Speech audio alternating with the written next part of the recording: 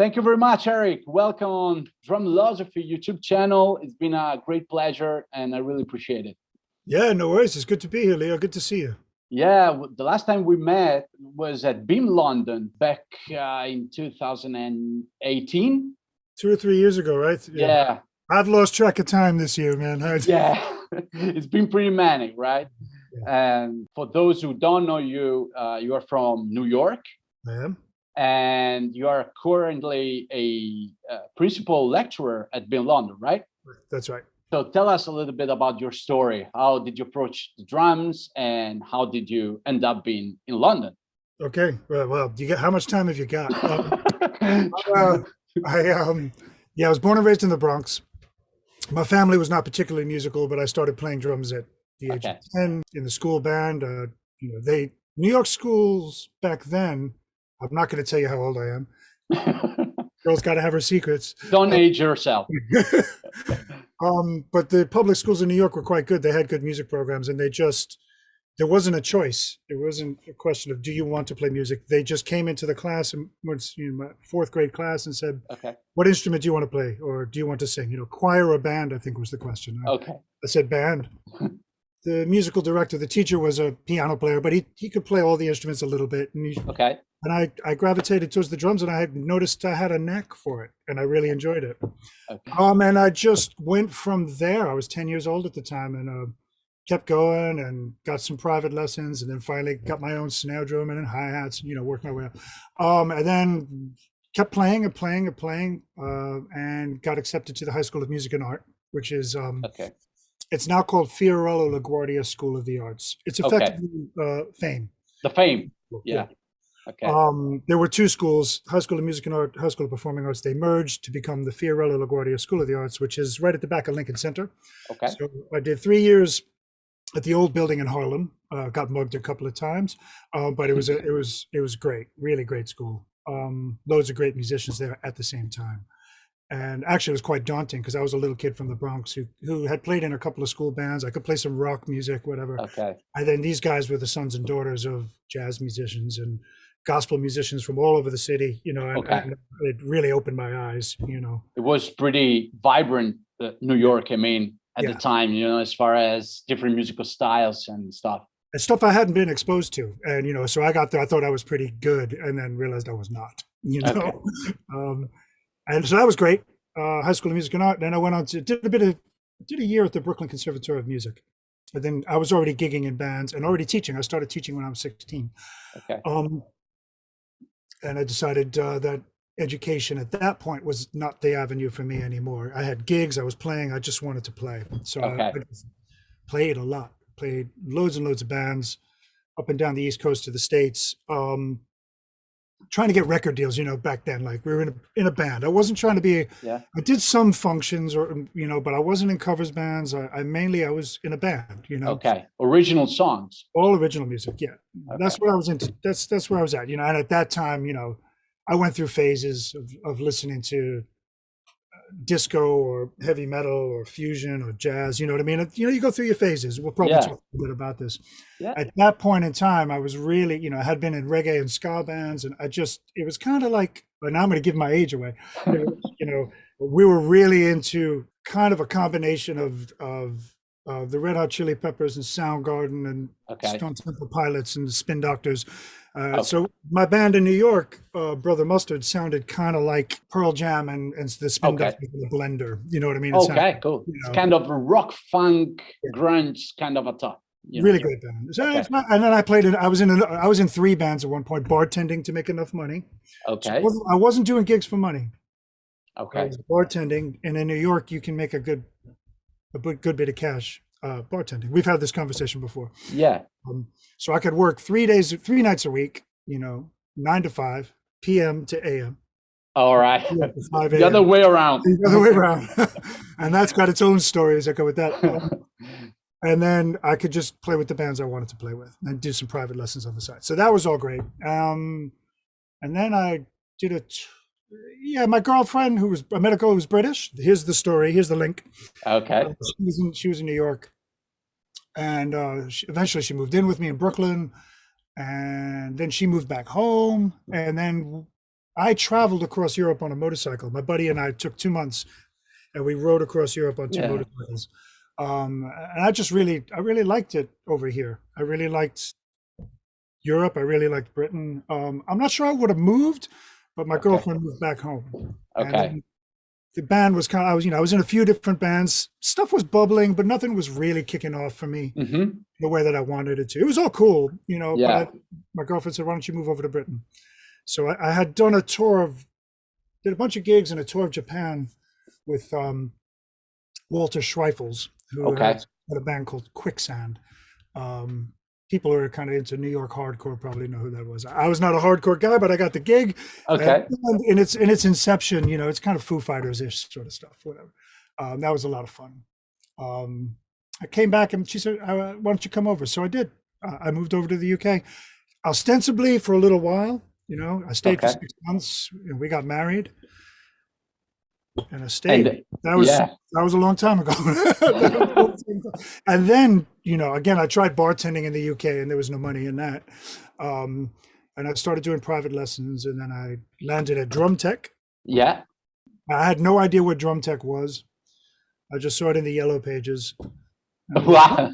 So that looks perfect. You know what I mean? Like I wasn't reading Rhythm Magazine at the time, any of that. What I did was I didn't know any musicians. So I did the old school thing. I just answered all the ads in the newspapers, Wow, so before the internet, you go and get, Melody Maker or Loot. I don't know if you remember Loot. Loot. Stuff. But you'd also have ads for, band looking for a drummer, must have long, thin, blonde hair, silly ads. And I went around and auditioned. It's the same thing I did in New York. Just answered every ad that sounded interesting and met musicians that way. And then and then started teaching. And then I landed at DrumTech. I walked over to the place, not knowing what it was, not knowing that it was the premier popular music performance course in Europe at the time. So I got to the door and went, oh, right. And there's all these students, beautiful rooms and right. And I went in and I just walked right up to the front desk and said, right, how do I get a job here? And this guy said, you got an appointment. I said, no. Who's in charge? So I had a chat with Francis, and he asked me to play a few styles for him. Not too many, only 12 or 15. And that was it. So I got the gig there. And that got, as you know, became tech music schools, and then they got bought out by BIMM. And all of the time I've been gigging and recording and doing all the other stuff that I do in the UK. I'm thinking now about a video of yours you were having with the Sabian Education Network. Oh, yes. And you were talking about your development as a student back in the day. There was no drums, 2 practice pads, 1 music stand, a metronome, and that was it. Yes. And the interesting story is that you loved that, but you kind of acknowledged that things have moved now in a different direction. So how things have evolved, and what do you teach, and how do you teach actually? I actually, as you said, I really benefited from that. And it's interesting because I had 3 different successive teachers in New York who all the same philosophy. And it was that 2 practice pads, a metronome, a music stand. Occasionally you got to play the drums, occasionally, but man, it was just, stick control, syncopation, Buddy Rich snare drum book, Charlie Wilcoxon, whatever, learn to read, learn, whatever. I subsequently, taught all my students the same way. And then I started noticing a trend towards people just learning to play grooves and beats and music. And I think, maybe teaching at BIMM and DrumTech helped a little bit in that. It kind of changed the way I view things, but I haven't abandoned that completely. I do believe, actually, in many ways, it's better to begin with just to play, like to develop that enjoyment. You know what I mean? Like play, listen to music, try to copy your favorite artist, jam with your mates, and then alongside that, identify the note values, start to look at notation. And then start to look at technique. I think they need to be done in conjunction. I'm not in favor of abandoning the technical side of it. I think it's important we learn how to hold the stick, where the fulcrum point is, how the wrist moves, how the arms move, all of that stuff. But my teachers were all very dogmatic. It was all like, you must do it this way. As I don't teach that way. I mean, I can say I prefer this, But if you look at Benny Greb, or if you look at Joe Morello, or if you look at Dennis Chambers, or if you look at Keith Carlock, they're all different. Yeah, all really different, you know, and we all move differently. I don't think there's one right way. There are certainly more some ways that are more effective than others. Okay. Yeah. So my philosophy is kind of marrying the two. Okay. Definitely spend more time talking about styles and coordination and applications to the drum kit than my teachers did with me. What, in your opinion, are the main topics a student should focus on to develop a strong foundation in drumming in 2021? The 2021, yeah. I don't think it has changed for me. Okay. I don't think it has changed. So time, sound, and feel, right? Right. Yeah. I mean, really, if we boil it down, it's that, right? So you could talk about coordination and dynamics and, you know, styles and all of that, but in the end, it boils down to what does anybody want from a drummer? Good time, sound, and feel. Yeah. You know, that's it, right? Yeah. So to begin with, again, you know, working on timekeeping and also fun, man. You got to enjoy it. If you don't enjoy it, there's no point. So I think students need to keep the joy in it, rather than it becoming an athletic thing. Well, maybe there's joy in the athletic thing too, but it shouldn't feel like a task. You should be doing it because you want to. You shouldn't have to have somebody badgering you to practice. So yeah. I try to encourage enthusiasm by being enthusiastic myself, you know, which I am. So that's not fake. I actually love music and playing the drums. But I think I would still talk about basic sticking, motion, consistency of motion and sound, good time, rhythmic divisions, right? Which will help you with your timekeeping. Because if you understand how to break up the space between the quarter notes, then we develop a sense of pulse and of subdivision. Time, sound, and feel come from that. So I think, and then really my opinion is that drummers are often, and this is probably less, maybe a little bit less so now, more than anything, drummers are interpreters of music. Nowadays, we have a lot of multi-instrumentalists. I don't know if you're seeing that in Italy. More yeah. A lot of people, you know, that know a lot of harmony, can play piano or whatever. Yeah. So certainly in the UK and in the US, there's a lot of people who are more interested in being able to record at home. I don't know. It seems to me less people are interested in becoming a Vinnie Colaiuta and more interested in becoming somebody who can play a little bit of everything. Yeah, exactly. So there's more of a focus on the musical side of things than on the technical side. That's not true across the board. And I don't think we're abandoning, you know, high level musicianship. It's just an interesting thing to watch and see. Do you think that this thing does relate as well to learning many musical styles as well? Yeah, sure. So what's your opinion on that? Because like I told you before, one person could just focus on jazz on his entire life, and that's it. Some people do. Yeah. So what do you think? Is it worth to actually expand your range of styles, be well-rounded, or do you think it's better to specialize in one style and have, you know, a pretty basic understanding of different others? I think that depends on whether you want to work or not. Okay. Right? So if you want to be hired as a musician, particularly as a drummer, your gig is going to be to interpret the music, like I said before, right? Somebody's going to say, okay, here's a chart or here's a tune, give you an MP3. I was going to say a CD, but those are gone, you know. Yeah. Or somebody might say, you know, okay, here's a tune, you're in the studio. Could you give me a reggae one drop? You know, you need to know what that is. So therefore you need, as a drummer, probably to understand those different styles to some degree. Now that's if you want to be a working musician in that way. Some people just want to be in AC/DC their whole lives. And that's what AC/DC have done, right? Yeah. Done the same thing for 50 years. So, I mean, I don't know how well Phil Rudd can play jazz, you know, or reggae. If he's even interested, I have no idea, you know. But to me, I was driven by my interests. And my interests change. So like I've said to you before, I didn't used to like red wine, whiskey, and olives, but I do now, right? You know, so if you acknowledge, and I guess maybe it's important that teachers kind of pass this on, that your tastes will change. Your taste in fashion will change. Your Okay. taste in food and music will change. You then probably should learn to be open to more than one thing, because Okay. everything's going to change. You know, you're going to develop, you might not know that you like jazz because you haven't heard the right jazz yet.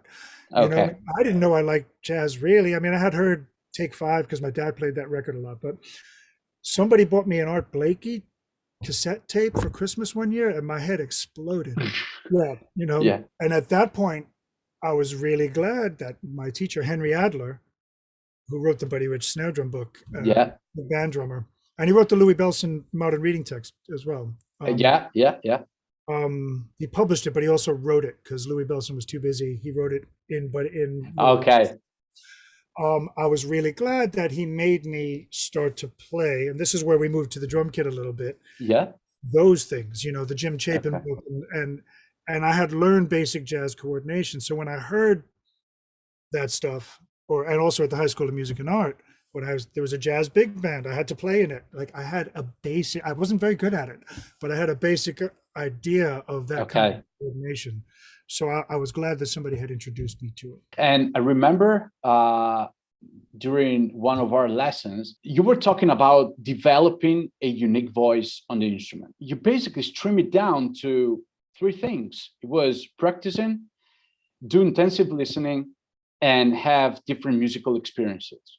Would you like to dig into a little bit more on the intensive listening stuff? How a student could do that intensive listening and in practicality? I mean, what are the steps? To be honest with you, going back to what I said before, you know, we should be doing this because we want to, because we love it. Most musicians are playing music because they're driven to do so. So I know for me, you know, if I went, like I heard that Art Blakey record, or I heard a Led Zeppelin record, or even, you know, whatever, it doesn't matter. It could be something more modern. I want to listen to it again and again, trying to figure out what's going on. And that's where, you know, nowadays you just go to, somebody just clicks YouTube and learns how to play something. Well, the guy or the girl, the woman, whoever it is on YouTube, sat and did the intensive listening. Okay. The idea of kind of listening to it over and over again, you know, okay, what are the drums doing? What is that in relation to the bass or the piano? What's the form of the tune? Listen to it again. Wow, I hadn't noticed it on the hi-hat. What's that keyboard part in the back? Okay. You know, that's the intensive listening, because it's all part of the picture, right? If you're just focusing on the technique on the drums and just the drums alone, it's like, you know, just looking at the eyes on the Mona Lisa. There's a whole painting there, right? The eyes are important, right? Yeah. That everybody remembers, but there's a whole picture there. And I spent the summer listening to one Bob Marley record and learning to play it over and over again, Rastaman Vibration, when I was like 19 or 20. And I was trying to play like Carlton Barrett. I wanted to know, and the more I listened to it, I was like, what's going on the hi-hat? Like, that's the intensive listening, right? Okay. So dissecting different parts and trying to put them together when you figure it out, right? And an awareness of sound and dynamics and balance and tone. Wow, that tom-tom's tuned quite high. You know what I mean? Like, how did we do that? I mean, because otherwise your drums are going to sound crap. You're going to play at one dynamic level all the time. There's no interaction between you and the bass player. It's really listening, opening up your ears, you know, close your eyes for a minute. What do you actually hear? You know, I'm nerdy enough that I'm going, wow, there's a tambourine on the left-hand side and there's a flute over here. You know, I like it. And I think musicians ought to be doing that, you know. Cool. One final question. You see a lot of students every year teaching at BIMM.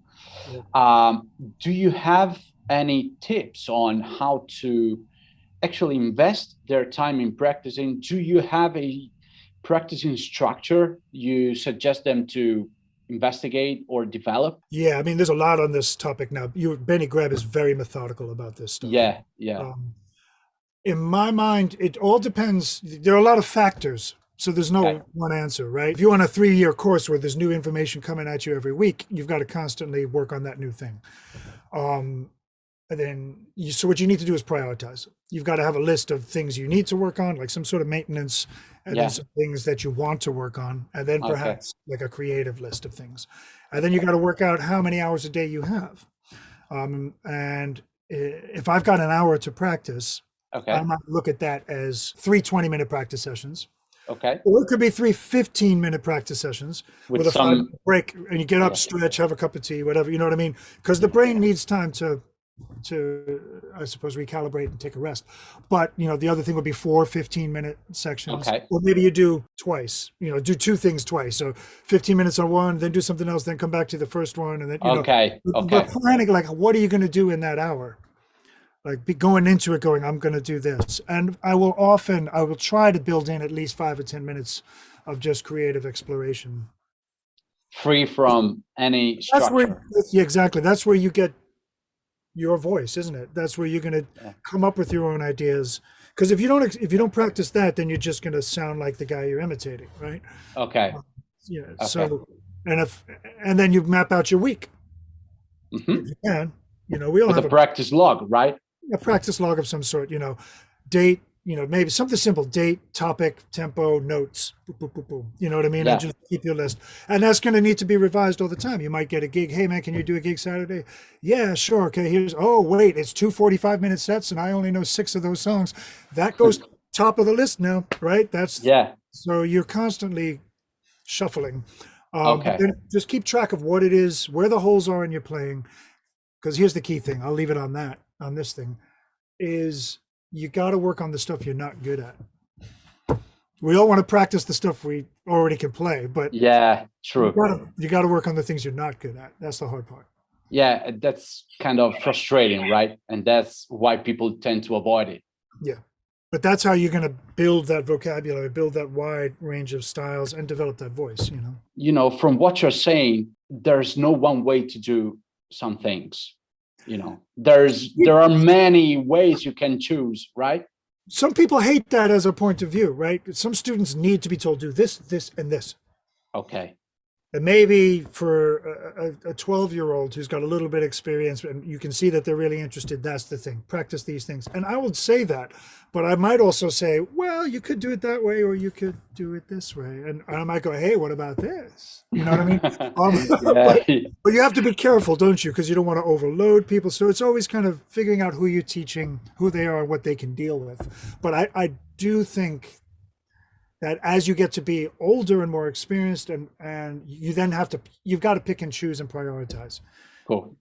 Okay. Every day for me, I'm working on single strokes, double strokes, paradiddles, some accent exercises, and then some sort of coordination thing. And that's my kind of warm up, get into things. Okay. 20 minutes, half an hour. And then I can go do something that I want to practice or that I feel like I want to develop, you know? Okay, cool. So there's a maintenance part, developing focus area, and then one creative part, right? That's how I go about it. I mean, you know, but I got all this gray in my beard. I don't practice 4 hours a day like I did. I used to, you know. Yeah. And I'm not as obsessed with being fast and flashy. Okay. I'm more interested in kind of laying down a pocket and being expressive, you know, having an idea, having some sort of idea. You know, anybody can learn to play loud and fast, but, you know, generating musical ideas is another thing. Okay, cool. I thank you so much, Erik. It's been great. It's been great, and I really hope to see you soon again. Yeah, me too, man. Look me up next time you're here. Absolutely. I'll come visit you for some more limoncello next time. Absolutely. Done deal. See you. Bye. Bye.